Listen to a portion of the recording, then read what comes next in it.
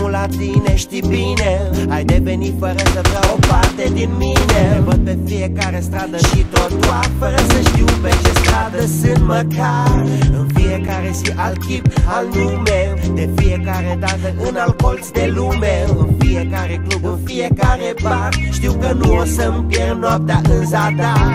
Deci stai, îmi e tot una, o să fie alta în locul tău întotdeauna.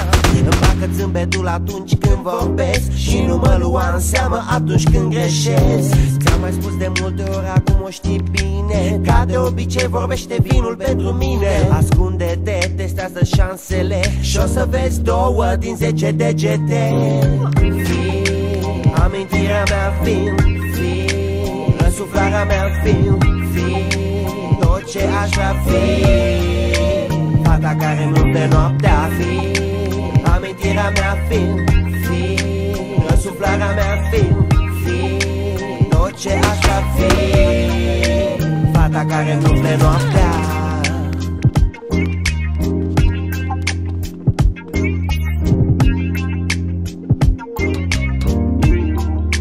Fata care nu umple noaptea.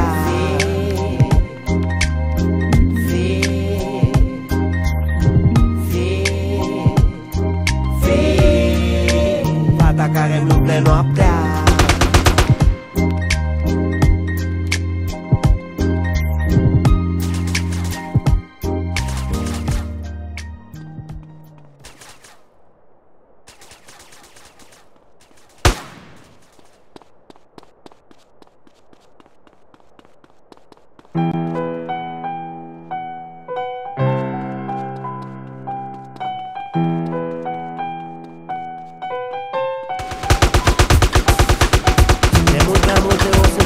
Și realitate, ochii închiși, mintea departe, corpul fără greutate, gânduri mate aruncate departe de toate, nelăsate cu speranța să devină realitate.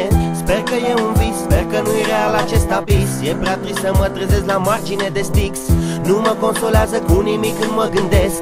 Moartea e doar un drum pe care toți pășesc. Tragi, lupți, dezbați, faci sacrificii, nu e totul decât doar un simplu foc de artificii. Sper că o să fie totul bine după ce n-o să mai fi, fără să știi că niciodată n-o să știi. Crezi că n-ai făcut destule sau că poate nu s-a întâmplat tot ce ai sperat să se transforme în adevărat. Pleci la fel de gol ca în momentul în care te-ai născut. Nu poți să alegi altfel nici dacă ai fi vrut.